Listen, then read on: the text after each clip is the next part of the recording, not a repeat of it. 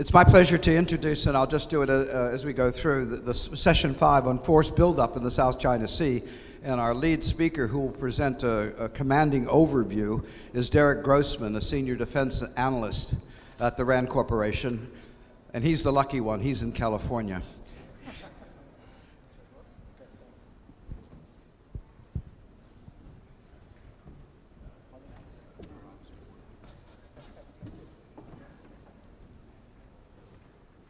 Okay, thank you. So I'd like to start off just by sincerely thanking the Diplomatic Academy of Vietnam, Foundation for East Sea Studies, and Vietnam Lawyers Association for inviting me to this wonderful and very impressive event. And it's also great to be on the panel with my good friends Colin and Carl, and also to finally meet Yo-Ji and Tuan. So I'm appreciative of that. Before I begin on giving an overview of force buildup in the South China Sea, I just have to give you the obligatory RAND disclaimer, which is that this is my own personal research. The findings you're about to see are from my own personal research and are not related to any research that I'm currently doing at RAND. So just keep that in mind, and any questions or any errors here will be solely my responsibility. So when considering force buildup in the South China Sea, China has been the most active by all reasonable indicators, such as quantity and quality of weapons deployed, land reclaimed, and military facilities constructed or upgraded on disputed outposts. Starting in 2009, Beijing has sought to legitimize and secure its disputed territorial claims in the South China Sea. In pursuit of these objectives, China has engaged in a multi-pronged sea control strategy comprised of upgrading or building new military facilities on its outposts in the Paracel and Spratly Islands, as well as conducting exercises and sovereignty patrols of the disputed region. To date, Beijing is yet to permanently deploy People's Liberation Army Navy or People's Liberation Army Air Force forces to these forward operating bases. But given the breathless advances in Chinese militarization of the South China Sea over the last 9 years, doing so seems inevitable. For the time being, Beijing has fortified multiple forward operating bases with anti-ship cruise missiles and surface-to-air missiles, along with underground storage facilities, hangars, and sensor arrays. China conducted major dredging operations between 2013 and 2017 at many of its South China Sea outposts. By deepening port facilities, Beijing can now berth deeper draft ships at these new bases, such as those responsible for resupply and maintenance, as well as intelligence, surveillance, and reconnaissance missions. Land reclamation from dredging has also produced at least 3,200 acres of new land in the Spratlys, as well as hundreds of additional acres in the Paracels, clearing the way for construction of airstrips on 3 of Beijing's 7 Spratly Island features, including on Fiery, Mischief, and Subi reefs. On Woody Island in the Paracel Islands, which is the largest of 20 features controlled by China and disputed with Vietnam in the island chain, Beijing benefits from a decades-old airport. It completed runway extension work there in 2014 to accommodate military aircraft. Beijing has in 2016 also permanently deployed HQ-9 missile defense batteries to Woody Island. These deployments and upgrades across the South China Sea have significantly enhanced PLA power projection against regional adversaries. If ever faced with armed conflict in the South China Sea, China has significant naval, marine, coast guard, and maritime militia forces to bring to bear. The plan is the largest navy in the Indo-Pacific, featuring at least 300 ships, along with numerous submarines, amphibious ships, patrol craft, and specialized ships. Planned modernization also encompasses the deployment of a diverse array of anti-access area denial, or A2AD, capabilities, such as anti-ship cruise missiles, anti-ship ballistic missiles, land attack cruise missiles, and mines, as well as accompanying ISR support technologies. The plan is actively constructing other smaller surface combatants, including destroyers, frigates, and corvettes, that, according to the Pentagon, quote, will provide a significant upgrade to the plan's air defense, anti-ship, and anti-submarine capabilities.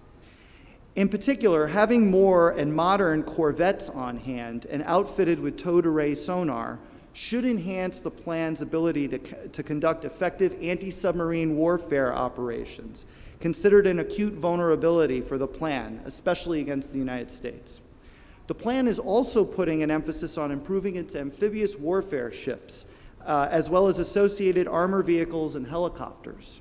Although mostly to augment its expeditionary capabilities, Beijing has recently expanded its planned Marine Corps capability from 10,000 to 30,000 personnel. And these troops can certainly contribute to the amphibious forces that would be projected into the South China Sea in the event of a conflict. China's first aircraft carrier, the Liaoning, has been the object of intense media scrutiny in recent years. A conventionally powered ex-Ukrainian carrier with a ski jump runway configuration, Liaoning has conducted 3 deployments to the South China Sea since becoming operational in 2012. In April, the Liaoning participated as part of at least 40 surface ships in live-fire exercises in the South China Sea. China is reportedly conducting sea trials for its second carrier, which is slated to join the fleet in 2019, and is planning to construct a third in the coming years. Beijing also operates dozens of attack submarines capable of launching a variety of anti-ship cruise missiles against targets with little to no notice. Although China's submarines, especially their diesel-powered ones, which constitute the majority of its fleet, are notoriously noisy and thus easily discoverable, the plan is actively enhancing the quietness of these boats to avoid detection. According to a recent Chinese military journal article, the South China Sea fleet is now able to immediately deploy the fleet's submarines to address contingencies in the region. The China Coast Guard is another highly formidable force that Beijing has deployed to enforce its South China Sea sovereignty claims. Originally established in 2013 as a civilian-run law enforcement agency, the CCG, as of March, was officially transferred from being a civilian to a military-run organization, likely holding significant implications for rules of engagement against maritime counterclaimants. Beijing's Coast Guard fleet is at least 190,000 tons, making it by far the largest Coast Guard force in terms of tonnage in the region and in the world. The Pentagon assesses that the majority of newer CCG ships are outfitted with helicopter facilities, high-capacity water cannons, and guns ranging from 30 to 76 millimeters. In addition to CCG, for years, the People's Armed Forces Maritime Militia has served as Beijing's third sea force. Described by the Pentagon as a subset of China's national militia, the People's Armed Forces Maritime Militia mobilizes armed reserve forces of civilians to pressure counterclaimants. The PAF-MM has played a critical coercive role in all major South China Sea clashes in recent years, including the harassment of USNS Impeccable in 2009, as well as the Scarborough Reef and Haiyang Shiryo 981 oil rig standoffs in 2012 and 2014, respectively. Although not publicly acknowledged by Beijing, the PAF-MM does indeed fall under the PLA's chain of command. Going forward, the CCG and PAF-MM will almost certainly remain at the forefront of armed clashes in the South China Sea. According to the Center for Strategic and International Studies estimate, from 2010 to 2016, there were 45 major South China Sea incidents, of which 71% involved at least one CCG or maritime law enforcement vessel. This is because the CCG gives Beijing a less risky way to enforce its claims and adds another layer of engagement before an escalation in conflict to the plan is required. Commonly referred to as gray zone conflict, Beijing understands the benefits of this subtler approach and has sought to use non-military means as well, most notably by relying on its deep-sea fishing fleet, now the world's largest, to establish a de facto presence in disputed areas. Finally, the planned naval aviation and PLAF are increasing their activities in the South China Sea. China has flown numerous H-6K bomber flights throughout the region, and in May, landed one for the first time at Woody Island. Beyond the obvious symbolism of this event, the PLAF demonstrated that these runways will assist in extending the range of its power projection capabilities in a military conflict. Beijing has also repeatedly landed J-10 and J-11 fighter aircraft on Woody Island. Notably, China has yet to land either bombers or fighter aircraft on Spratly possessions, though it has landed Y-8 military transport aircraft. But this seems inevitable. In addition, the hangars that China has constructed at Fiery Cross, Mischief, and Subi Reefs are identical to facilities on Woody Island. So in my paper, I cover the responses of maritime counterclaimants, not just China. So those would include Vietnam, Indonesia, Malaysia, and the Philippines. I also cover the role of extra-regional powers, including the US, Australia, Japan, and India, making up the so-called Quad, as well as Taiwan, the UK, and France. And I actually just read this morning that Canada is also going to be participating in patrols in the South China Sea. However, in the interest of time, I'll forgo this discussion and can answer questions you may have in the Q&A. Suffice it to say that China's militarization of the region is without parallel and therefore begs the question, what will be Beijing's likely next steps? Some of these points are obvious, perhaps others less so. It's clear that China will eventually seek to land fighter aircraft on Spratly Island possessions and potentially store them in the newly built hangars now available there. When this occurs, it would be the clearest sign yet of China's militarization of the South China Sea, which would be in clear contravention of Chinese President Xi's pledge to not militarize the Spratly archipelago. Other obvious steps include increased air and sea patrols, using not only conventional PLAF and PLAN assets, but CCG and PAF-MM forces as well. It's less clear whether China would implement a long-rumored South China Sea Air Defense Identification Zone to complement Beijing's ADIZ in 2013 over the East China Sea that's disputed with Japan. However, the South China Sea is many times larger than the East China Sea and therefore would probably require continuous coverage and greater numbers of patrol assets than China has available now. Even in the case of the much smaller East China Sea region, Beijing is either unwilling or unable to enforce the ADIZ to address every unauthorized incursion.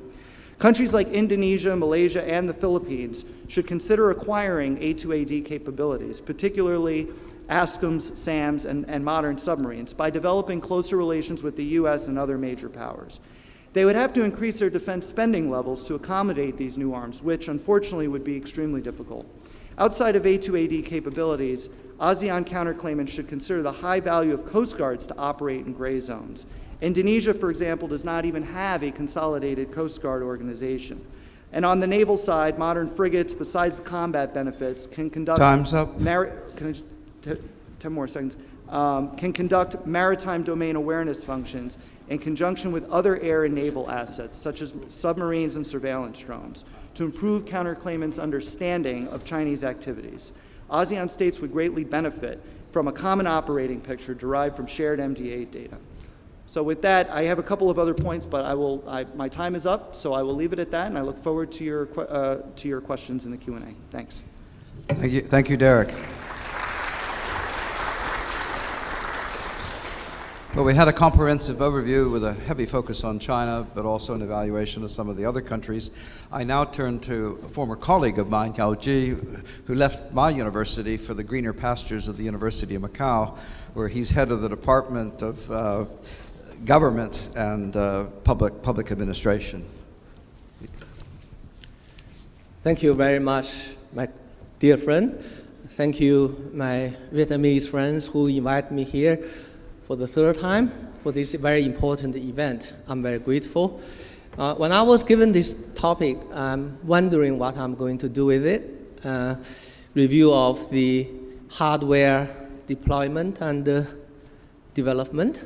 I think for me, as someone who spent my entire academic life analyzing weapon systems, their capabilities and effects, I increasingly found it tedious and very often pointless. And it doesn't tell very much the real story, just like the heated debate in the United States by the two schools for the guns or for the banning of the guns. So it's a kind of confusing and sometimes complicating the matters even further. So I try to think of two things. There are many, many things that can be reviewed in the last 10 years. But I would like to pick up two things that have tremendous and most strategic consequences in terms of force building and in terms of the conflict management and control in the separatists. Now, the first one is the fact that the South China Sea dispute is no longer between the disputants, has been firmly structured into major power politics and geostrategic rivalry, especially between the US and the Chinese.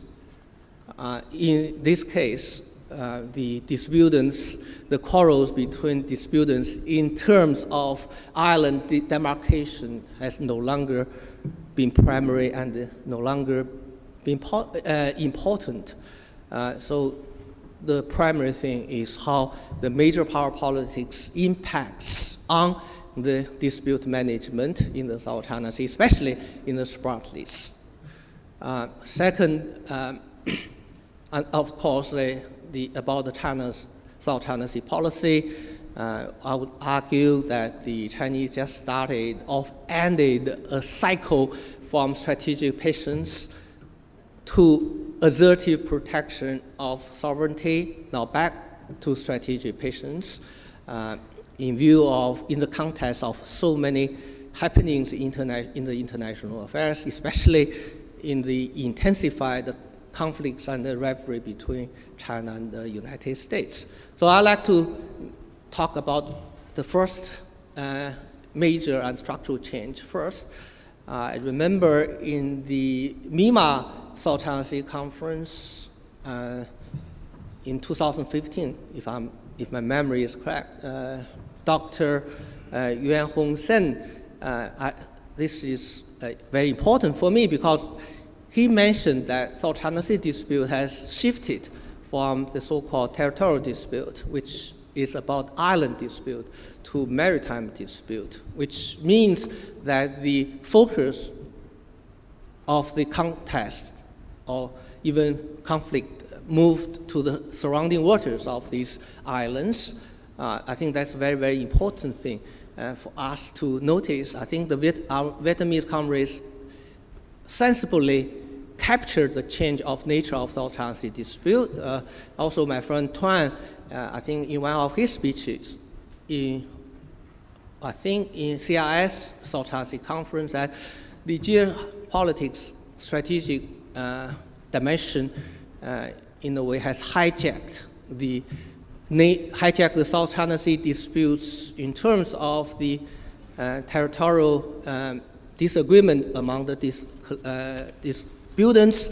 I would like to go further than this very sensible conclusion by saying that the geostrategic dimension of the major power rivalry in the context of South China Sea dispute is concretely carried out by, for example, U.S. freedom of navigation operations, especially within 12 nautical miles of the Chinese holdings and within 12 nautical miles of the holdings by other claimants. Now, the case on China is unique. The uniqueness lies in the fact that, as Colin mentioned in his presentation yesterday, that these freedom of navigation operations is regularized and routine, but more importantly, it is not innocent transit. So if it is not innocent transit, then what is behind it? I don't think the Chinese are seriously enough about this 12 nautical miles entries. If they are innocent transits, I remember I had talked with Professor Zhang Yunlin, and he said, if you have enough petrol, please come, no problem.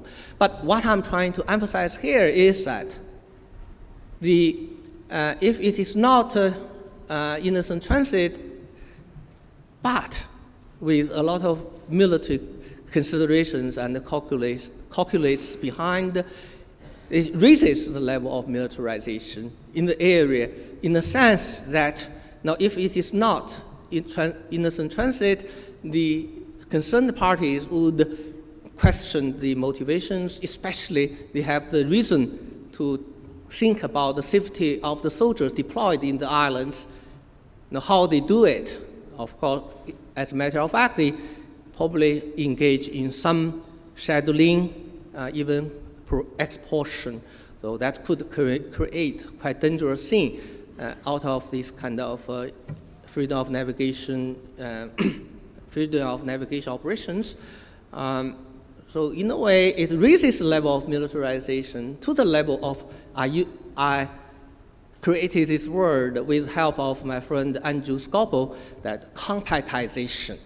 So that is particularly reflected by the very famous words by Admiral Harris that fight tonight. We know that when the freedom of navigation operations are carried, U.S. deployed nuclear submarines nearby, and Hawaii, the Pacific Fleet Command, has raised a very high level of alert. I think the same is true to the Chinese side, the Chinese Southern Theater Command. So we see this kind of escalation of militarization, not out of the territorial disputes, but because of the worsening of major power rivalry, especially between China and the United States, when the U.S. has identified China as the chief adversary. Now, even if the open document does not say adversary, just say competitor, we know in the deliberation period, the word was adversary, even enemy. So this is a serious matter, because if the trade war between two trading partners, it is for the maximization of profits. But if it is between the deadly enemies, now it is a lot of geopolitical and a lot of zero sum. Now I'll come to my second point of China's recycling of the strategic patience and changing policy after a period of assertive actions in the South China Sea, which are very costly, and the Chinese leaders themselves have realized the consequences of that. It was not in the Chinese interest to continue such a trend and such a policy. I think it takes some time for Xi Jinping to learn how to respect and how to reconcile the dialectical problems between protecting your sovereignty and taking care of the regional concerns, as mentioned by Zhang Feng yesterday. So here, I mentioned a few things in my paper, 5 specific points. First, delink the South China Sea issues from the management of the overall bilateral relationship, especially between China and Vietnam and China and the Philippines. Second, restate Xi Jinping's promise of not militarizing the reclaimed islands in the SPART list. So here the definition of militarization is very controversial. Controversial in the sense that it's very much politicized, as my Australian friend, Craig Austin mentioned in one of his important writings. Here, the militarization, I think, mentioned by Xi Jinping is really concrete. It's about not to deploy offensive weapon systems in the reclaimed islands. That is for one. Now, the second point is that reclaimed island will not be used as a platform to, eject other occupants of the disputed islands by force. So in this case, it's a continuation 2 of minutes. three no's that China has been sticking to since the beginning of the South China Sea dispute.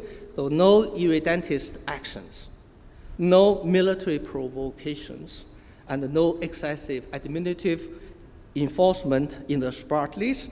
For example, not to detain fishermen and to the country even welcome Philippine fishermen back to the sculptural area, and China has undertaken the pledge that not only sculpture will not be developed, none of the uninhabited, unoccupied islands will be maintained as it is. That is to say, China will not take action to do unilateral actions in these areas.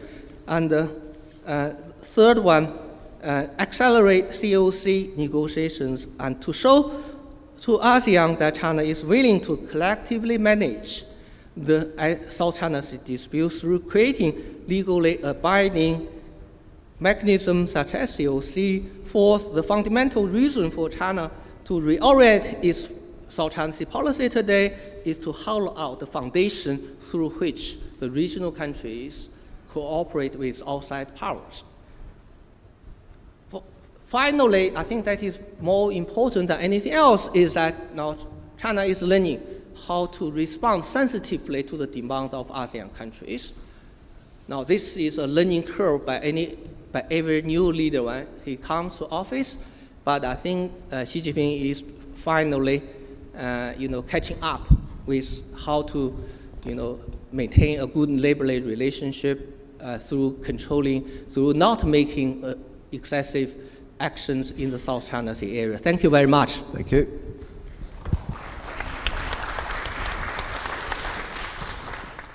A model right on time. Okay. Now I have great pleasure to introduce Dr. Tuan to carry on the University of New South Wales connections. He did his PhD there many years ago, but he's now the Assistant Director General of the Diplomatic Academy of Vietnam. Tuan. Thank you very much. And first of all, I would like to thank my colleagues in the panels for providing the detailed analysis on the force build-up in the region. Because military and strategic things often cause headaches to me, so I try to make my presentation simple by answering the two very fundamental questions. What is the problem, and what can we do about this? The problem, what is the problem? We have analyzed the situation in the region concerning the force build-up in the region. So I just provide the overview of the military expenditure by regional countries. Of course, we also have other countries having interest in the South China Sea, but here I just put China, Indonesia, Malaysia, the Philippines, and Vietnam, the countries around the region, with I don't mention about Brunei in here. Overall, we see the trend in 2006, 2007, 2011, 2012, 2016, and 2017, and we see a steady trend in China's military expenditure, which is over 3 times within a decade. And if we compare the 5 countries, it is easy to see how much, the differences between China military expenditure and other countries as well. When we go deeper into the specific, components of the Navy, we also see China, is dominant in all key features, such as the submarines, the principal surface combatants, patrol and coastal combat, and logistics and support ships. This is not to say that in other areas, such as the force modernizations, the aircraft carriers building, the artificial island buildings, and the installation of military equipment in these structures, the developments of satellite systems that I think my colleagues, Colin, will discuss more about that, and the mobile ballistic anti-aircraft carrier missile systems, and also a lot of other modern technologies that China may have in the recent years and in the coming years as well. Briefly, the key features in the comparison of military developments in the region is that China's rapid military modernization and expansion outweighs other countries in the region, and giving it the position of a dominance in the South China Sea, and that also leads to China's increased presence in the region. when we see this trend, the logical inference is that when we have more ships in the region, it will increase the risk of encounters at sea between the navies. And thus, I think that is one reason for regional countries, for regional navies to build up the queues in 2014. But the reality shows a bit different picture. If we see 45 major incidents in the South China Sea from 2010 to 2016, we see that over 70% of the incidents involving Chinese, coast guards or generally speaking, maritime law enforcement agencies in the region. And if we look closer to major incidents such as the 29 impeccable incidents or the Scarborough Shoal, the oil rig incidents or other incidents in the region, we see the Navy does not involve seriously in these events, but instead the maritime law enforcement agencies. So it seems that this is a favored instrument that China uses to handle the dispute in the South China Sea. And we can, to some extent, we can call it one of the gray zone strategies employed in the region. We have some different definitions of what it means by the gray zone strategy, but generally speaking, it is the use of the ambiguous methods to achieve such strategic objectives while limiting the counter actions by the other nations. So this trend could continue in. We can predict that in the near future, this trend could continue as China maritime law enforcement agencies continue to expand their capabilities to present in the region. And not only China, but also other regional countries. We see from 2010 to 2016, there's an expansion of the total capabilities of regional coast guards and other maritime law enforcement agencies in the region. So what is the problem? In the international laws allow the regional, the coastal countries to have certain rights in certain bodies of waters at the sea. And the common understanding is that the use of MLAE is to avoid escalation of conflict. So I try to examine the role and the functions of regional maritime law enforcement agencies. From Malaysia, we see, among other things, the role of Malaysian Coast Guard is to enforce the law within the Malaysian maritime zone. We look at the Philippines maritime law enforcement agencies, and it also allowed this force to suppress the illegal activities within the waters subject to the jurisdiction of the Philippines, both the existing one and the previous one. Vietnam also have the Coast Guard, say the draft on law on Vietnamese Coast Guard. I don't know when we will adopt it, but it is on the way of discussion. And the Vietnamese Coast Guard also have the right to enforce the law inside the Vietnamese waters. Indonesia has the same rule with the law number 32 in 2014.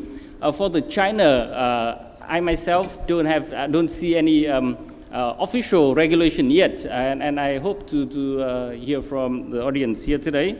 But the main function is to protect China's maritime rights as well. But when we compare between the Navy and the law enforcement agencies, we see that the difference. The Navy is for military thing, and it has more powerful weapons. It has the rule of engagement, and it defends the national sovereignty, while the Coast Guard or the maritime law enforcement agencies is, in principle or in general, is non-military civilians. certainly some countries have the military aspect in there. And the weapons are less powerful, and they have the rule of enforcement, or they have the intended encounter and hot pursuit doctrine. It tries to protect the domestic and international law, and it takes the sovereignty and sovereign rights in the area as the given. So I don't know whether we can see maritime law enforcement agencies in disputed areas as an effort to prevent the escalation of conflict, or it is itself is a kind of escalation of the conflict. Now, what can we do with the issue? We have currently we have some existing mechanisms to try to promote cooperation between the Coast Guards in the region. For example, the HACCAM, or Heads of ASEAN Coast Guard meeting in 2004, and the keywords adopted in 2014 by the regional navies. The ASEAN Maritime Coast Guards Forum intended to be established this year, but I think for now is not yet established. We also have the existing and the continuing efforts done by the humanitarian dialogues, the Center for Humanitarian Dialogues. We have one branch in Singapore, and corporate coordinating the cooperation between China, Indonesia, Malaysia, the Philippines, and Vietnam, trying to build up a common operating principles, focusing on the principle of transparencies and communication, principle of do no harm, and principle of due regard for good order and preservation of life at sea. Until now, we have conducted 7 or 8 meetings and tried to finalize the COPs to submit to the track 1 level. But yet the process is still underway, and we don't know how far it could help to promote the cooperation in the region. So I think because the trend is that the maritime law enforcement agencies continue to present and to play even more active role in the region, it is necessary to foster the initiatives to cooperate for the regional coast guards and maritime law enforcement agencies to cooperate in the region. But it is quite a kind of challenge task for us, as we see in the previous slide. The Coast Guard and the maritime law enforcement agencies have the different doctrine. It is more proactive in defending what the country is considered as the waters that it has the sovereignty rights. So I personally quite doubt about the future where we can find the initiative for cooperation in the region. Thank you very much.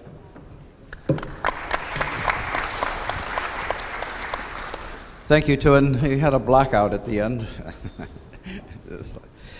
Now I'd like to introduce Colin Coe, who's going to speak on ISR. I'm not going to define that for those of you who don't know what it means.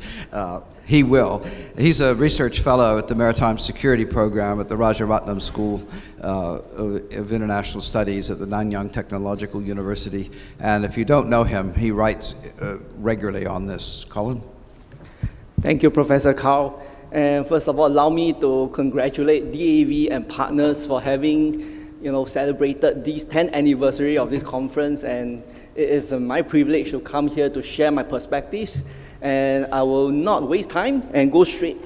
I mean, this is a conference where we take stock of what happened in the past 10 years. For Southeast Asian parties in the South China Sea, I mean, 10 years is a rather long set of years for a number of things to happen. And things do happen pretty slowly for Southeast Asian countries. But for China, you don't require 10 years. You just need to look at this. This is the build-up of the PLA Navy for the past 2 years, 2016, 2017. For the 4 surface ships, around 1/3 that is allocated quite equally to each of the 3 fleets of the PLA Navy. 44 ships, not counting submarines, by the way. Now, for Southeast Asian countries, things happen pretty slowly when it comes to procurement. And so far, when we talk about the existing ability to police the waters and to defend them in wartime, you'll find that a number of countries in Southeast Asia don't enjoy the capacity that is proportionate to the maritime zones they are supposed to police. And not to mention that there are also a number of, challenges that they face across the entire span. When we're talking about Malaysia, for example, you're talking about, not just the Strait of Malacca, you talk about South China Sea, you talk about the Sulu Sea, for instance. So we're talking about, basically, Southeast Asian countries having too little to having to do too much.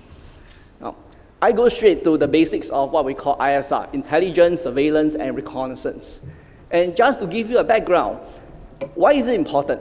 The thing is, if you are talking about resource-constrained navies or coast guards, the one thing they have is that, they will need to deploy what they call strategic patrols, meaning they will have to put their very limited surface assets in strategic locations. They can cover as wide an area as possible, and they can be cued into action whenever necessary, so that they don't have to keep roaming around and having to waste fuel. And so in a way, it maximizes their utility, maximizes their efficacy. So having ISR capabilities help because it gives them the information and tell them where to look for the perpetrators, where to look for the transgressing vessel, for example. Now, a few points about ISR. What is it about? It's basically about a multi-dimensional type of thing. You're talking about air, land, sea surface, for example, underwater, and these days for ISR, we're also talking about the cyber and the space domain. It's multi-sensor as well, because we are talking about not just electro-optic sensors, we are talking about radar systems, and even talking about acoustic sensors. And this basically allows you to do a few things. One is to, of course, detect, to identify, to track, and if necessary, to engage your targets. And this allows synthesis, as well as what we call sense-making, of the available information out there to get a sense of what we will call a maritime operating picture. And of course, at the same time, something that is not often talked about is the ability to deny your adversaries the same privileges, the same advantages.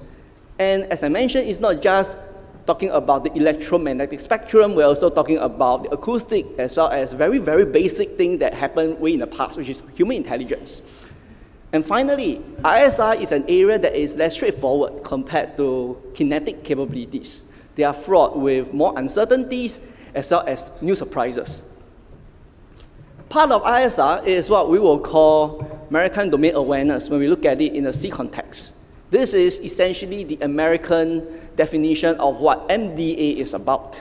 And basically, if you look at what maritime domain is about, look at the definition, it seems to be everything. From the top to the surface of the sea, underwater, you're talking about hydrological data, oceanographic data, radar pictures, basically even including where the fish goes. Simple as that. And you start to wonder, what has the fish got to do with MDA? Well, the thing is it's important because if you know where the fish usually goes, you know where the fishermen will usually go as well. And you know where are the more likely spots for trouble to happen. And so you can deploy your assets more optimally. So maritime domain awareness is defined as such, having a sense of what's going on as part of that. But the thing is, allow me to just highlight that MDA has a very different understanding in Southeast Asia, essentially. We're talking about basically the use of the same term, but when we talk about interpretation and real application of MDA, it is very different. It's a much scaled down, much less ambitious enterprise. We are basically talking we're not talking about MDA, but we're talking about what we call maritime situational awareness, not domain awareness, because domain seems to encompass so many things. It's like holy grail that you can never achieve. And this is basically it. The graphic that will show is a multi-sensor, multi-platform, multi-dimensional, and that is an important part of ISR. Now, I could only present here due to limitation of time 1/3 of my research, which is our focus on maritime patrol and reconnaissance aircraft. And if you have my paper, you can read about the unmanned systems and you can read about Earth observation satellites, and we can address them thereafter in the Q&A. Now, it's important to highlight when we look at what we need to look at for MPRAs. Essentially, if we are talking about South China Sea, which is a pretty vast area of water. You need certain capabilities that can do the job of allowing you what we call broad area maritime surveillance. You can't do that with short-range maritime patrol aircraft. You can only do that with medium-range and long-range maritime patrol aircraft. Now, a few examples. This one typically is the one that's donated by Japan to the Philippines. It is a category of what we call short-range maritime patrol aircraft. Very small, carries only a few people, and apparently this plane doesn't carry any specialized sensor. So you require you to take the binoculars and look out to the sea and hopefully spot something. This is what we will call a medium-range maritime patrol aircraft. This is built locally by the Indonesian PT Dirgantara, or what they call PT DI. This is based on an Airbus model, the CN235, and basically carries a very modern sensor suite that looks more at the surface, not underwater. This is what we will call a real long-range maritime patrol aircraft that actually has an anti-submarine capability, can loiter out there in the open for very many hours, as well as having a specialized anti-submarine capability. Now, what can we achieve out of ISR, and what can we achieve, and why we need MPRAs? This is a typical satellite picture. I mean, you think that MDA can achieve if you have satellite access to all this, but this is only part of the picture. As I mentioned, it's a multi-sensor, multi-dimensional enterprise. This is Mischief Reef. And of course, if you zoom further, you can, I mean, if you have a trained eye, you have a trained analyst, you can spot out some of the features that are of interest. This is a warship that is parked right within Mischief Reef. It can be no other country but China. And if you can analyze it better, you can recognize the features, you will know that this is this type of ship, for example. But if you only have satellite images, it's not going to give you the full picture. Such as this one, March 2018. That picture that sort of got into headlines when you have this whole formation of Chinese warships that's off Hainan, and people start to wonder what exactly is it all about. Basically, it's this one. This came out only later. This is an airborne picture. You need to have an airborne picture to make sense of what it is. Otherwise, you'll think that those wakes are small ships because it can be misleading. And finally, what we'll deem as, the necessity of MPA capabilities is to collect evidence for what we call shamefare. I mean, if need be, you collect evidence for later recourse and pursuing legal actions thereafter. So these pictures are taken by a P8, engaging throughout the entire process. MPRAs in this region, and these numbers could be misleading because a good number of them serving Southeast Asian militaries dated back to the Cold War. So these numbers don't reflect the true operational status of the aircraft. And more importantly is, for Southeast Asian countries vis-a-vis China, it is very hard to imagine that you could not want to move in line with the pertinent submarine challenge. And you need specialized platform to do the job. But apparently, for China, they have been doing that pretty well. They used to be quite equal with Southeast Asian countries by having very simple maritime surveillance aircraft that has no anti-submarine capabilities, but in recent years, we have something different. So we have a new aircraft, and just take note that, the long tail at the end is what we call a magnetic anomaly detector that is meant to be at low level to detect the magnetic anomalies that are caused by a submarine close to the surface. For most Southeast Asian countries, the picture is rather not very optimistic because, for example, we talk about the Sulu Sea Trilateral Air Patrol. The first patrol was conducted by essentially air transport aircraft. And they don't have no sensors whatsoever for that purpose. All you have is a poor guy sitting right by the window with a binocular under all various conditions and trying to spot the target. And in nighttime it's worse, in poor visibility it's even worse. And basically what you will be seeing here will be the scene right out there. This is my homeland, Singapore, with the anchorage that you can see. Many ships. Can you spot the pirate ship, for example? It's very hard. No. So this is a state of affairs. We have not yet in Southeast Asia grown beyond whatever we have in the 1990s. But China has, and so is Taiwan, for example. And yet at the same time, we have a lot of deterring. I mean, I'm not in the whole enterprise of calling names, but I think Malaysia is one example where it needs these aircraft to do the job. There was optimism last year. But then again later this year, they say they canceled the plan. That's problematic. Now, allow me some time to talk about something of importance. I mean, I know that my time is running out, but this is important for China because it will set you a very important context. It's not just the South China Sea we're talking about. China has set a plan, 2012 to 2020, to have what they call a globalized ocean observation network, that is MDA, and that ties in very much with ISR capabilities. Could you please sum up in the next This is minute, a paper that is being written by somebody from the State Oceanic Administration. And it has stated very clearly that this observation system is meant to encompass both civil and military purposes. There's no ambiguity about that. And this study, based on the official study being conducted before they draft the plan up to 2020, is based on what they saw globally, whatever that is in practice amongst the major powers. And so what we have here is a manifestation of this. Could you please summarize? Okay. And lastly, we are talking about what we call an undersea observation system as well. And this is what we likely have in the South China Sea for ISR capabilities. And this is pertaining to Hainan in South China Sea. And apparently, we are having what we call a multi-sensor network in place and is in the process of building, including the Sanya-based Earth observation satellite tracking station. And so I would like to conclude by making a few observations. We talk about change and continuity.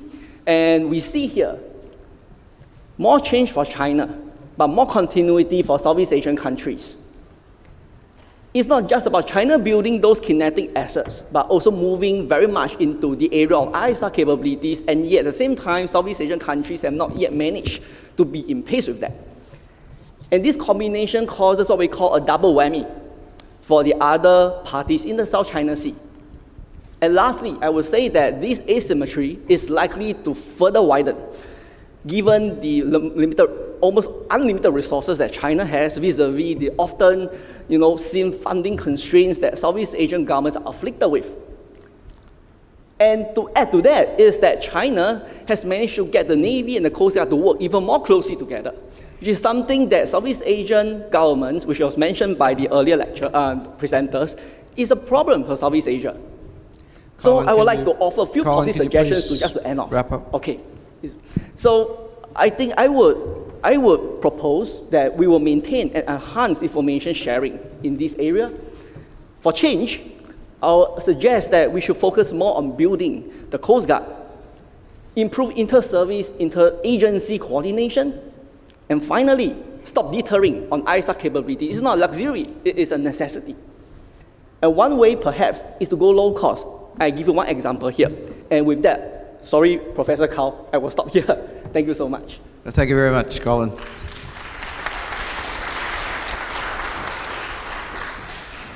Well, we've got about 45 minutes for question and answers, and the rules are simple. Raise your hand. If I acknowledge you, I'm going to take a series of questions so that the panelists can respond. Identify yourself and ask a question. I'll be brutal if I hear long statements. It's to ask the questions of the speakers who've prepared as subject matter expert to respond. So I'll scan across the room and I'll pick the first 3 or 4 hands that go up.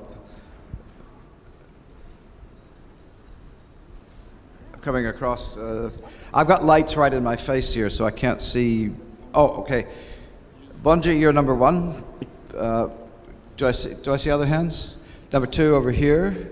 Is it Felix? Yeah, good. There was one there. Okay, Wayne, I'm vertically challenged. Right, you're number 3. Okay, so we'll start off, please, Bunji. Thank you, Chair. I'd like to ask Derek the intention of China, because China is building the aircraft carriers and other cruisers, even though China does not have enough capability and know-how to operate the aircraft carrier strike group. And this aircraft carrier has the severe problem in the maybe the thrust system.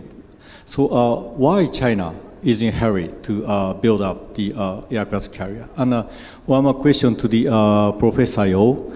And I understand China is also conducting the capacity building operation to the Southeast Asian countries. And Japan and other countries also making the similar project. So does China has an idea to make capacity building to the South Asian countries with the Japan and other countries? Thank you.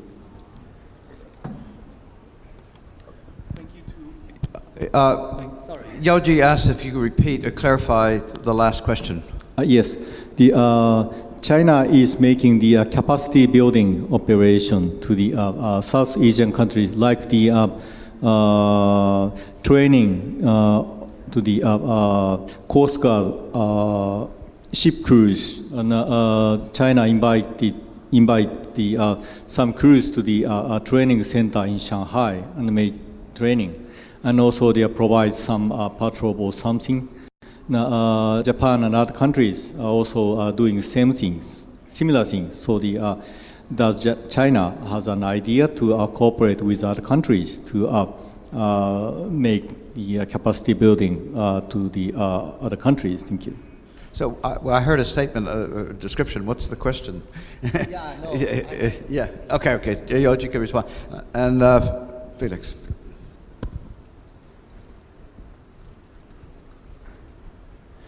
Thank you to all participants for the comprehensive overview on force buildup in the South China Sea. I was wondering what, in your view, and the question goes to all participants, I hope it's not a statement, but you be the judge. Is there, in your view, any scope for arms control as a decade-old mechanism in international affairs to deal with force buildup and the security dilemmas that often come with those? Thank you. I think it was Andrew over here. I finally got a clear view. Yeah, thanks. Andrew Chubb, Columbia. Is this on?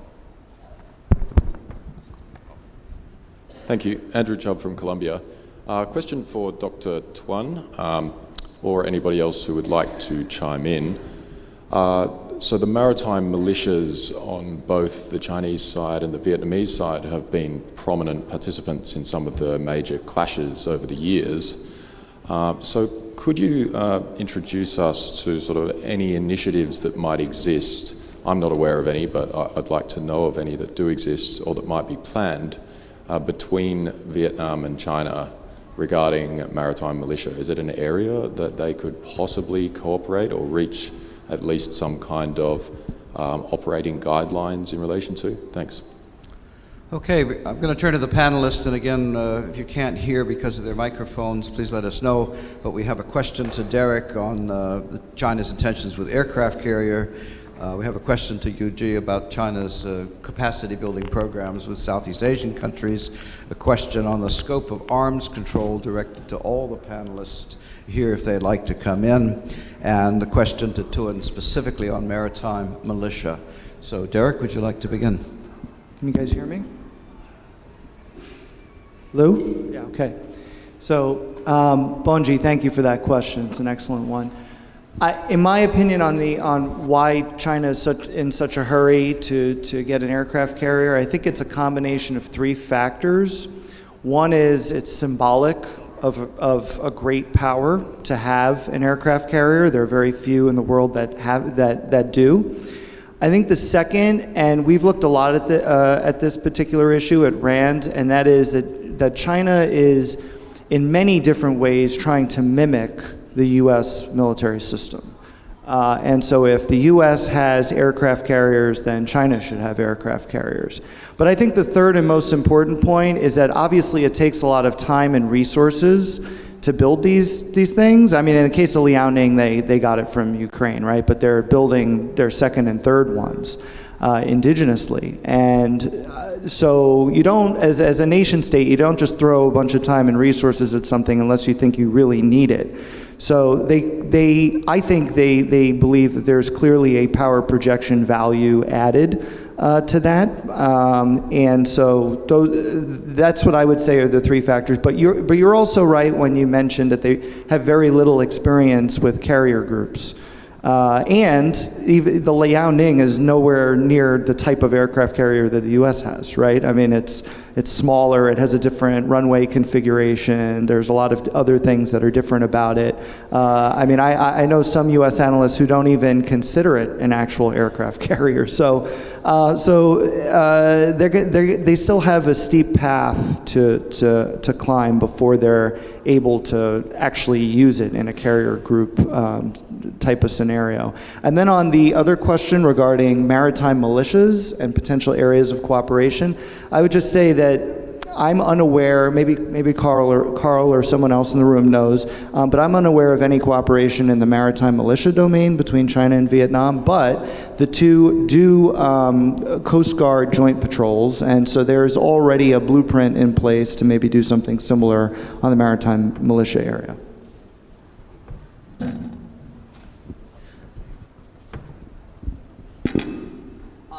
Just one word on the aircraft carrier. I have done a lot of research on that. It's just to say it's a waste of money, resources, it's useless at all. To answer your question, sir, the capability building that China could render some help to the Southeast Asian countries, I think it's a good question. It's still understudied. There are two categories that we can deal with this question. Number one, the arms sales. We sell, for example, destroyers and submarines to Thailand, and anti-ship missiles to Indonesia, and of course, ground force equipment to Cambodia and other countries. But this is a kind of normal trade, although these sales are under the so-called friendship price. To cater for the financial shortcomings or constraints of these countries. It is more based on geopolitical consideration than the capability enhancement. So it is very different in considering two things. Second, I think the military cooperation between China and the ASEAN countries it's very, very shallow at the moment. It's at the initial stage. However, it's developing quite rapidly. The Chinese ASEAN, called 10+1 military exercises have been centered on humanitarian relief and disaster relief in nature. However, we do see new progress, the so-called forced peace joint military exercises between China, Malaysia, and Thailand last year. That means that China is willing to take a more, functions of combat-related training for the neighbors, and I would think the military cooperation in terms of capability enhancement and the training will step up in the year to come. Thank you. Thank you. Tuan, you were asked about maritime militia, but I've read Derek's paper, and could you clarify also the role of the Vietnam Maritime Surveillance Force, which is under the Ministry of Agriculture and Rural Development, and its role or any connection with Vietnam's maritime militia? Thank you very much, and I answer the first question. Your question will be later. Yeah. Thank you very much, and I think it is very interesting, and I have many colleagues of mine in here working in Coast Guard, so they may help. But the different countries have different systems.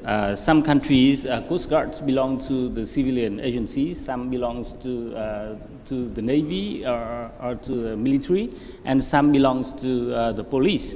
It depends on their own system. For the militia and for countries with the Coast Guard belonging to the Navy, I think it is relevant if they have the low maritime capabilities, because with these kind of agencies, they could avoid, say, using the Navy to exercise their control in the areas that they have the sovereign rights. But at the same time, they need the support from the Navy to train the personnel and even some to support with the equipment as well. For the specific case of Vietnam-China relations, we can observe that in the past few years there was no major incidents in the South China Sea between Vietnam and China in the past few years. And one reason, and I think that is the main reason, is that both Vietnam and China has the political will to maintain the overall stable relations and to maintain the stability in the South China Sea. We do have the Coast Guard to Coast Guard exchange annually in various mechanisms. But as I said before, the main reason is that the two governments have the strong will to maintain the stability in the region. Having said that, I really expect that this calm period, this relatively calm period will not be a kind of a situational. It should be extended to be a kind of longer and more stable mechanism to cooperate between the two countries. Thanks. Okay, and I've asked Colin on a side to address the arms control, but I'll also throw out that from 1994-95, when the ASEAN Regional Forum was set up, it called on people to both contribute to and spread word about the United Nations Register on Conventional Weapons. Now, that was sort of as a compulsory thing. Sellers have put the data there, and the buyers are supposed to list it. It's funny to compare the two sometimes, but what's happened to that, and generally, what's on arms control? Thank you, Professor Thayer, and thank you, Dr. Felix, for the question on arms control.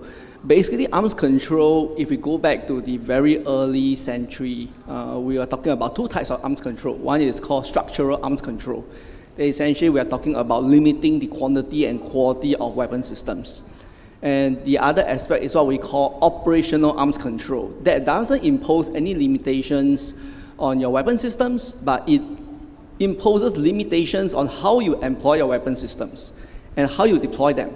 And these will include things, for example, that relates to transparency, promotion of what we call confidence and security building measures, things like advanced notification, no-fly zones, for example, demilitarized zones, as well as even crisis communication mechanism. And in that regard, we are talking about existing operational arms control mechanisms in the South China Sea. One example will be QS. I would say QS is one type of what we call operational arms control because it doesn't impose limitations on weapon systems, but basically talking about behavior of those various claimants in the South China Sea.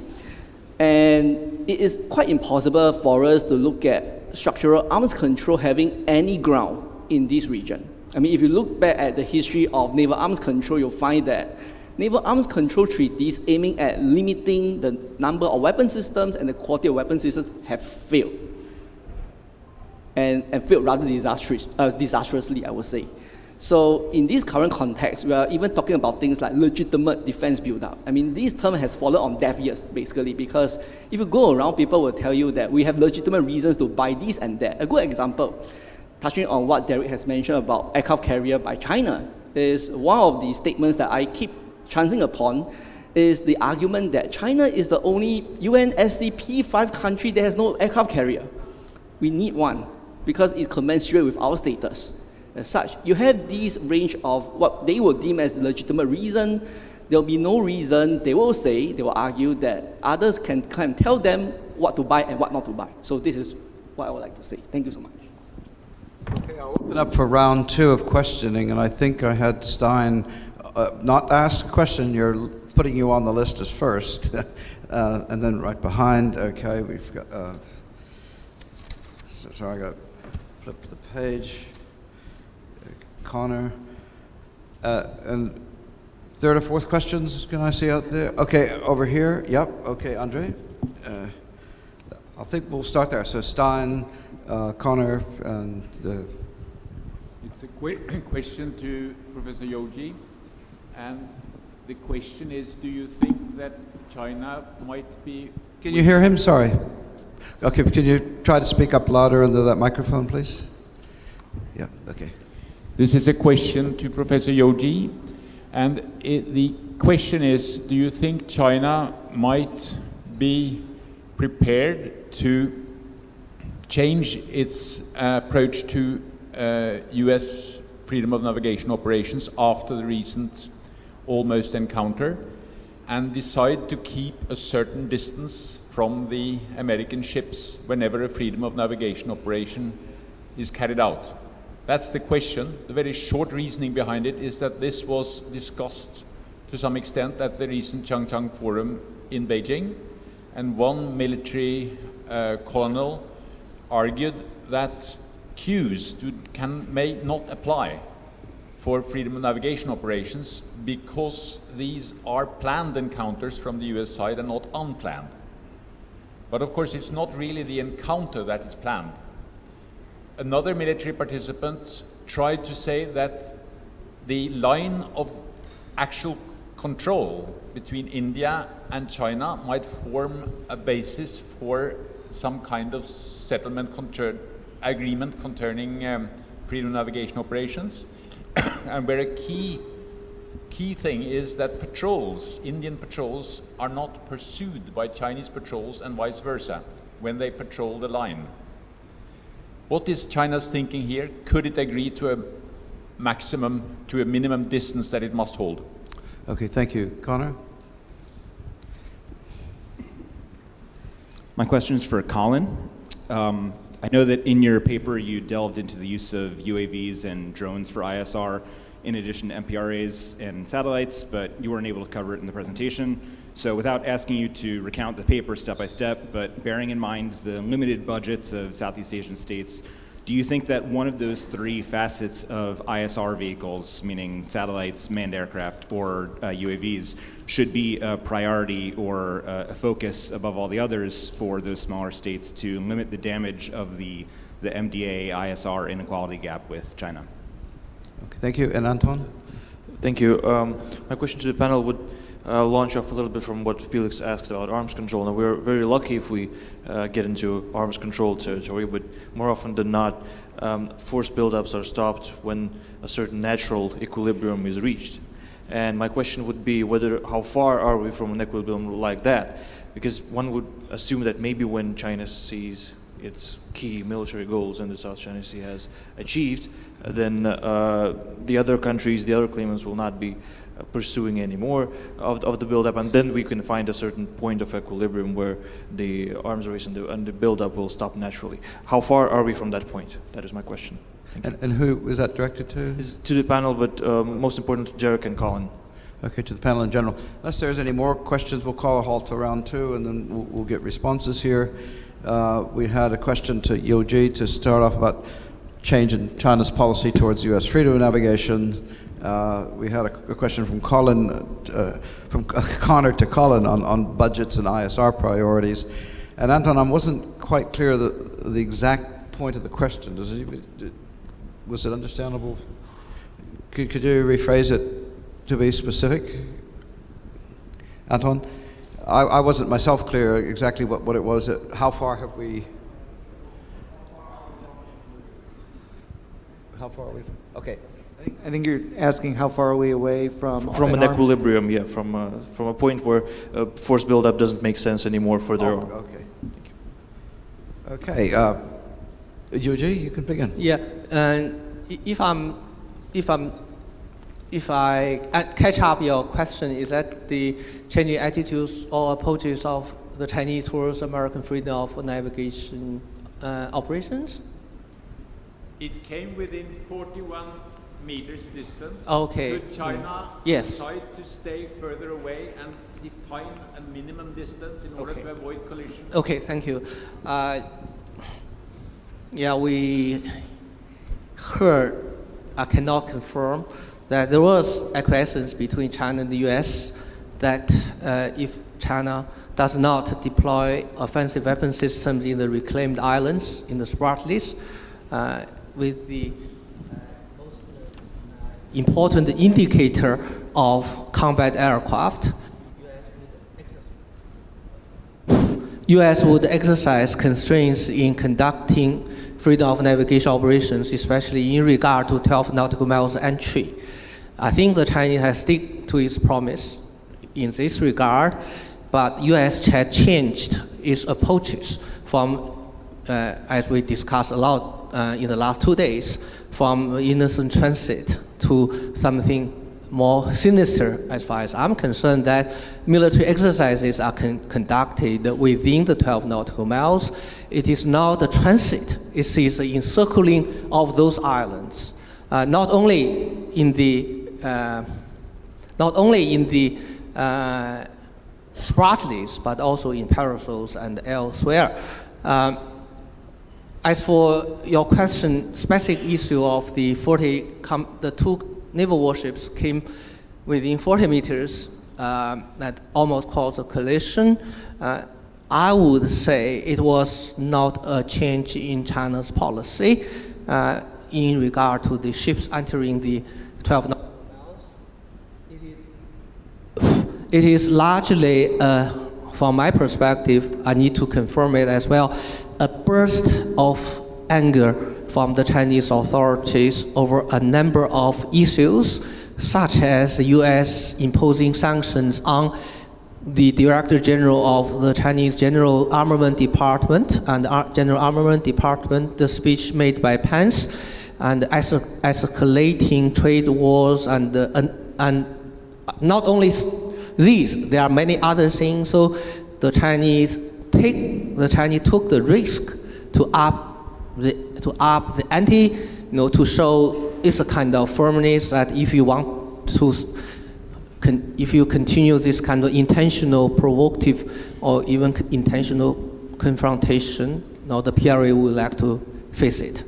But this is not a pattern of reaction. It would be probably one of response to a number of events that have been accumulated to testify the worsening of the bilateral relationship is a Chinese, I think, catered response to such a situation. I'm going to turn to Colin, but before I do that, I'm just going to give forewarning to the other panelists. We had that very general question by Anton to everybody. So while Colin is responding to the question on ISR priorities, if you want to jump in at the end and contribute to that. So Colin? Yeah. Thank you. Thank you, Connor, for the question. This is a very important point. In the 1990s, Southeast Asian countries set out a list of priorities for their maritime force buildup. And the main priorities are kinetic capabilities, essentially. We're talking about larger surface combatants and missile systems, as well as jet fighters with multi-role capabilities. And when we go down the list, ISR capabilities do not occupy any importance. And you will only see them buying a few MPRAs, for example. But when we talk about satellites, unmanned systems, these were not in vogue back then. And that was ironic because, back in the Persian Gulf War in the 1990s, the utility of unmanned systems were validated. And of course, if you look at the literature of the Southeast Asian discourse, they recognize the utility of unmanned systems that will help boost ISR. In theory, they recognize the force multiplier effect. And yet at the same time, they will not be able to allocate enough funding for that. Now, if we look at the present day, much of the investments in unmanned systems as well as Earth observation satellite systems are largely couched in commercial terms, in a sense, or private terms.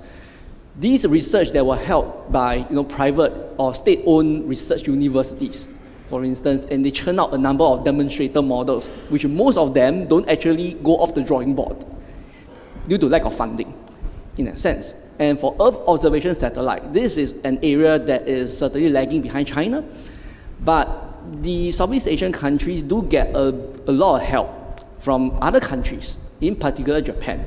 The only question I have as a rejoinder to that is, to what extent and how long can we keep depending on these foreign assistance? I think one way or another, you need to attain certain self-reliance in that area, I would say. Thank you. Okay, now we have that larger question, has it been enough to the force build-up, and will it stop or keep going? I'll start with Derek, UG, and then work down. Well, Thanks, Anton. I think you've actually hit on the multi-million-dollar question of this entire two-day conference, and it is, I mean, how do you get China to not continue down this path of militarizing the South China Sea? And I think it's going to take a lot. I mean, it's going to take a series of events to get us to that point, fortuitous series of events. I mean, one scenario I can see is looking at Trump's likely pullout of the INF treaty with Russia, and how, because I mean, there's been literally breathless analysis from our community of interest with folks saying, this is really great. If Trump does pull out of the INF treaty, this is going to be really great for China, for countering China in the South China Sea, because then Washington would be able to diversify its capabilities by having ground-launched missile systems in the region, right, and not just off of aircraft and off of sea assets. And you know what? That depends on U.S. allies and partners being willing participants in that, which is a big, big stretch for one thing. But let's just say, for the sake of argument, that the U.S. can do that in concert with allies and partners. I think it would put a lot of pressure on China, because now China would be in a direct arms race with the United States in the region. But that said, I mean, you know, maybe they would say game on, we'll continue to diversify the means of attack, and then it's just this spiraling out of control security dilemma that takes hold. So it's very difficult to divine these types of things. I mean, even without the INF treaty pullout, you could still envision the U.S. And the U.S. is already doing this, investing in longer range strike systems, hypersonic, stealth. I mean, all of these things that, you know, you don't need ground launched necessarily to increase your power projection and to diversify your power projection capabilities. You know, that could also result in China saying, you know what, we can't afford this game, we don't want this game anymore. The end, right? I still think both of those scenarios, I'm sure there's others we could come up with, are a real stretch, unfortunately. And so I see the trend continuing because, you know, I mean, does the U.S. really want to be in the business of investing in all of these systems? I mean, we are now, but I don't know that that's sustainable over time either.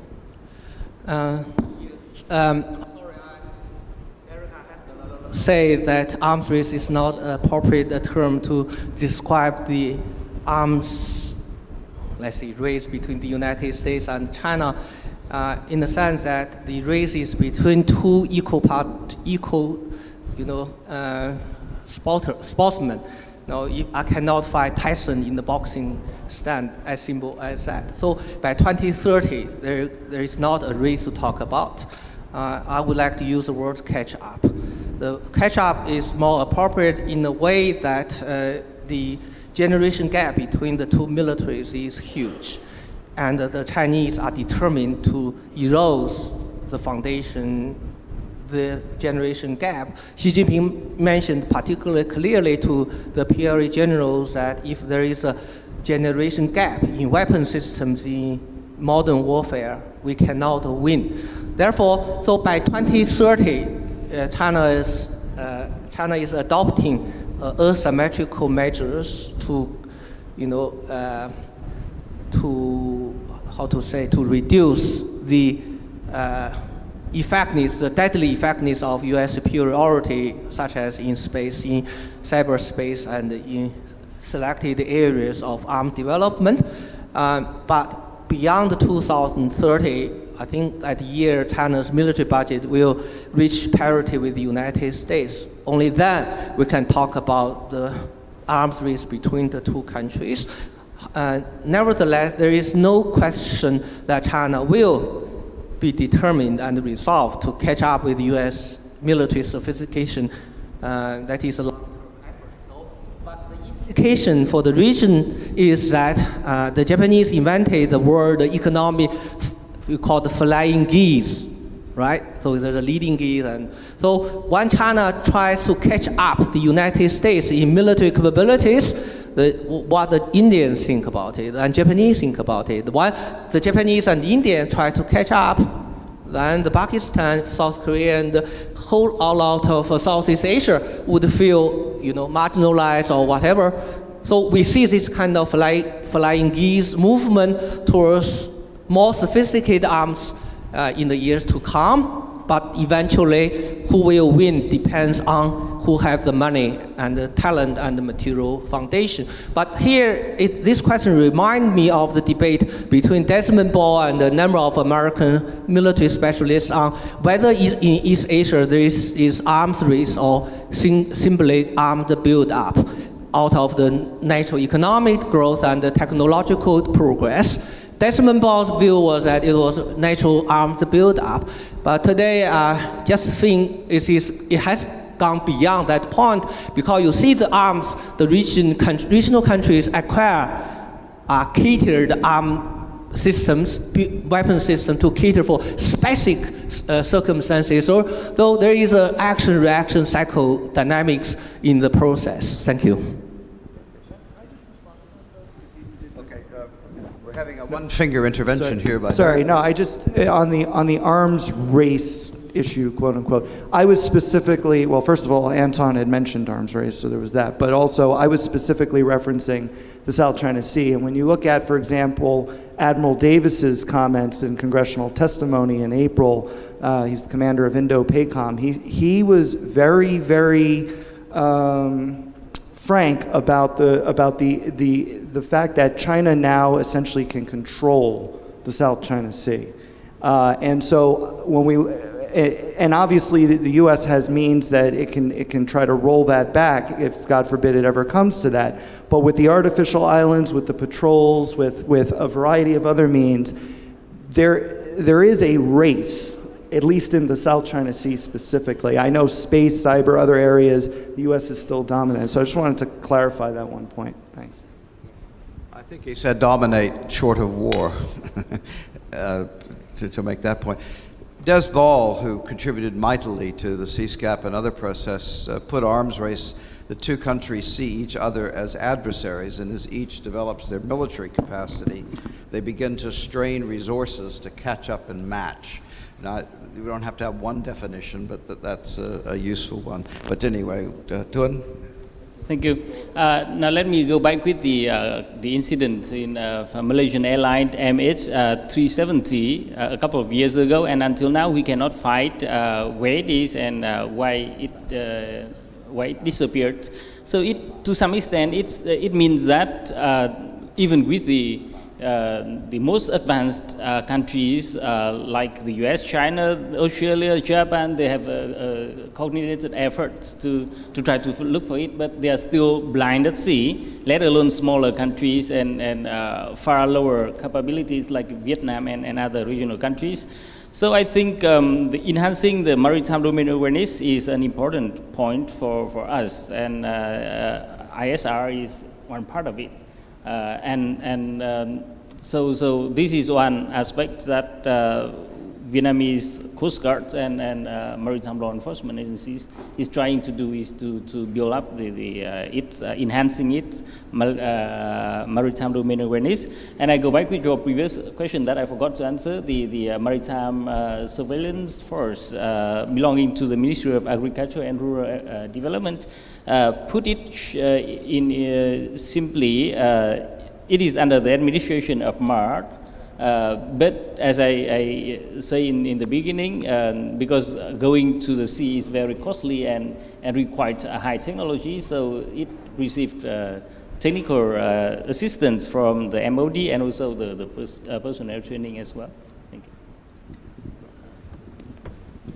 Thank you. I will just highlight that first of all, there is no common definition for the term militarization. And that, of course, leads to our understanding of what we term as military build-up in general. And, of course, there's no denial that there is a competitive element, and we don't want to get mired down into the definitional problem with the word arms race. In a sense, there's arms competition in place, definitely. But I would have to highlight that it's very hard to control this situation, because Anton asked a very pertinent question. When will it stop? My pessimism is that it will not stop for some very simple reason. One is that every country will start to craft out its legitimate set of reasons why they want to buy arms. That's one. And one of them would be the need to replace systems. If you look at the whole trend of military technological advancements over the years, you'll find, especially in the realm of warships, for instance, you're getting increasingly larger and more capable warships. If you are going to retire this class of warships in the next 20 years' time, for example, the next class that's going to come in will be way larger and way more powerful, more capable, and in fact more destabilizing, even if the numbers do reduce. I mean, I will go back to the original issue. I mean, going back to the discussion earlier on the Decatur incident, it's not a matter of unplanned or planned. There's only such a thing called planned motives, right? I mean, you wouldn't want to ram your ship into another in the first place. I mean, end of the day, you can have the build-up in the area, but I go back to the original argument I make is about how you deploy or employ your weapon systems. How do you do that professionally? There could be competitive elements, but it is on the ground that the ship captain, the political officer, for example, will need to exercise the right judgment in behaving more professionally, I would say. Thank you. Okay, Derek, yeah? Just on this point of militarization, I'm specifically using the term militarization because I respectfully have a disagreement that what China is doing in the region is purely defensive. It's not. If you listen to my presentation, they're landing J-10 and J-11 aircraft. Those are fighter aircraft. They're flying bombers in the region. They've touched down on Woody Island with a bomber. Is that a defensive system? No such a thing. You are mistaken. There's no bomber landing yeah, it's false. Okay. We studied for a long time, we know. Okay. Microphone. Apparently it's false, misinformation. But doing patrols in the South China Sea with a bomber, is that a defensive system? No, we are talking about the militarization of the reclaiming the island. That is specific. Okay, yeah, Eugene, you need to speak in a microphone. Out of focus. Sorry, you need to speak in a microphone. I'm getting signs from the audience that no one can hear you. Yep. Eugene was saying reports of the, well, I thought it was a touch-and-go landing, didn't take place on Woody Islands. We're now getting close to I'm talking about reclaimed island. No, you need to... Sorry. Yeah. I'm talking about reclaimed island in Spratlys, Woody Island in Parasol. Right, but I think Derek was talking about the Paracel, so I don't want to... No, we are talking about Spratlys today on the question of reclaimed island. Parasol was reclaimed in the 1990s. It's really out of focus of 10-year review of this conference. Okay, but there's also hangars that China has built in the Spratlys, which, why would you have hangars there if it's purely I'm defensive? going to intervene here, but I've argued for the last several years that militarization should be viewed as a spectrum. You take the famous China photo of three guys up on a top of a rock in PLA uniforms holding sidearms, or Vietnam's that's the low end of militarization. At the other end of militarization is preparations for war, where you're putting amphibious assault ships and aircraft. And there's a gray area in the middle where piers and helicopter pads can serve civilian functions. And it's up to the international and regional communities to decide where, from just garrisoning islands with low defensive weapons, low level, all the way through to jet fighter aircraft, amphibious ships, docking combat warships, for fighting a war, where along that spectrum should be a red line to bring in arms control measures to prevent it from going further. Well, we're in the 5-minute mark, and the art of the chairman, and I'm going to let you speak, is to try to get us landing on time for the coffee. So, Tuan, go on. Sorry for that. Just a short intervene. We recall the DOC negotiation and our project on the maritime confidence building in the South China Sea. It's quite hard to discuss which area in the South China Sea. So I think we should discuss, say, generally about the region and the principles that we should uphold. It is quite hard for us to say that the Spratlys is out of the discussion. Thanks. Right. Are there... we can get one or two questions. Otherwise, I'm going to ask each of these speakers to rethink what they presented, the responses to questions, and would they like to, in the end, make a very short introduction. So, right. Okay, good. We got two questions. And I'm happy that you have a different angle. I just can't see into those lights. So, hi, and, oh, okay, right, yeah. Jay. Yes. Thank you for this discussion. But what I'm thinking of is, what I would like to ask the panelists is, how would you be able to consider within this broad framework of force buildup, and which indicate that complementing the... You're dropping in and out. You're dropping in and out. We can't hear you.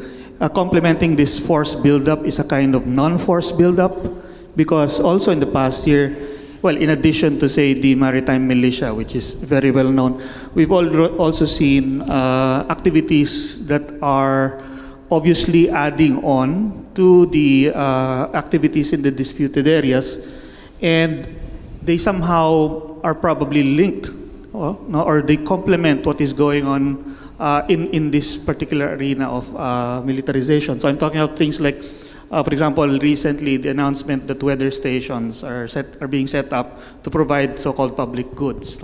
But these are, of course, dual-use technologies, so it's not just for public goods. Then you have the announcement that nuclear power barges will be installed sometime soon, because they've already got one, the prototype up and working, and they're now planning on building 20. You have China operating the largest, I think the largest fleet of marine scientific research vessels in the world. And since 2016, there has been an upsurge in their activities in the South China Sea, particularly on the West Philippine seaside. And all of this is contributing to this force buildup.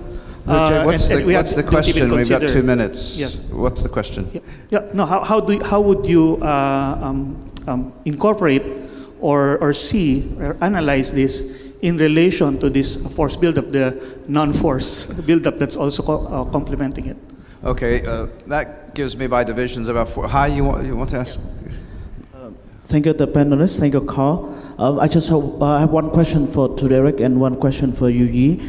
Derek, I appreciate your presentations on the military build there, and from U.S. perspective, we think that China have 3 advantages that U.S. doesn't have in the region. The first one is proximity. The second one is persistent, and the third one, I think, the presence. So 3P, something I think that from that conceptual framework, so what U.S. have any measures to cope with that? I mean, to compensate that disadvantages vis-a-vis China. So the first one is proximity, right? The second, persistent, and the third one is presence. And Yu Yi, we know that China built a set of aircraft, airstrip in Spratly, and it haven't deployed the fighters and combat aircraft over there yet. So could you give us any reason? So of course, why that airstrip will be built, and what you intended for that, and any reason delay for that kind of deployment in the region? Thank you. Okay, we got 46 seconds, but I'll encroach a bit on your coffee time to let people respond. But I will ask the panelists to try to keep the answers short and to the point. So, Derek? Full disclosure, I don't have any insights into how the U.S. government is thinking about how to push back on the Chinese advantage of proximity, presence, and persistence. But I mean, when you look at the artificial islands in particular, I mean, you could imagine that the U.S. Navy could use a TLAM pretty easily to blow up a runway as a way, on one of these disputed outposts in order to take out that power projection capability, at least temporarily. I mean, there are ways to do it, but I'm not going to, speculate any further. Thanks. Thank you, Dr. Hai, your question. I don't think China will deploy combat aircraft in the reclaimed island at all, wisely actually, because you all know the Spratly is the 3 high salty, high humidity, and whatever it is. So you deploy it, you substantially shorten the lifespan of the aircraft that are very, very expensive. So China will deploy it when it is absolutely necessary. We don't see such a precondition that exists for the Chinese to consider deploy it. So that come back to your very sensible remark on spectrum of militarization. I think I use the low level of spectrum, militarization with the word of fortification, that all these islands are under dispute and the soldiers are deployed to defend these islands, not for the defense, but for the statement of sovereignty. So as such, the lower level of militarization in terms of fortification is not really a cause for war or irredentist actions. So we are concerned that this low level of militarization or fortification does not go up to certain combat-oriented militarization. So that is the whole purpose of the Chinese support of COC. So the hunger is not that important, but what is in the hunger that would be important, but we do not see what is inside the hunger at the moment. So we still see a relatively low level of militarization or fortification in the Spartleys. Okay. Dr. Tuan said he will pass on his time. So Colin, could you please round us off? Thank you. I would like to make a short intervention to what Dr. Yuji has said. We talk about deployment, we have to be very careful what we mean. There is a deployment that takes the form of a short stopover on those airstrips, purely just to have a short replenishment or any engine issues, and just simply for the rest of the air crew, and then they will sort of sort it out again.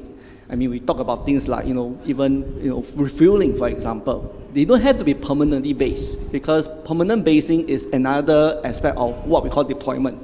The word deployment could be quite problematic, that's one.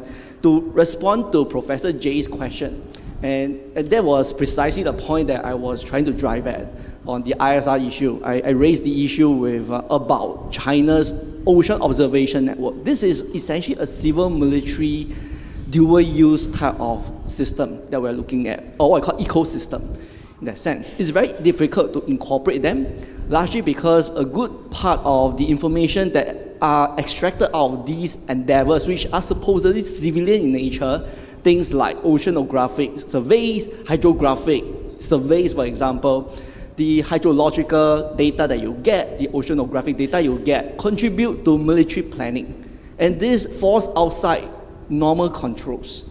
And essentially, there is no way to control them.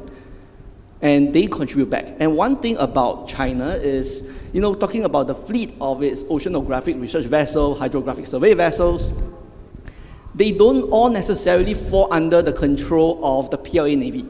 A good number of them fall under the 3 oceanography institutes, whereby they feed data back as well to the military. And this is well outlined in what I mentioned earlier, the 2012 to 2020 Global Ocean Observation Network Plan that was being outlined. So I will stop with that. Well, thank you. This shows us the complexity of trying to negotiate a code of conduct to moderate state behavior when the security architecture in this region, unlike OSCE in Europe, where you can put restrictions on, it's combined here with respect for sovereignty and non-interference in internal affairs, and how do you get and balance the two. So some of those issues will arise in the later panels. But please join me in thanking our presenters for giving us this wide report.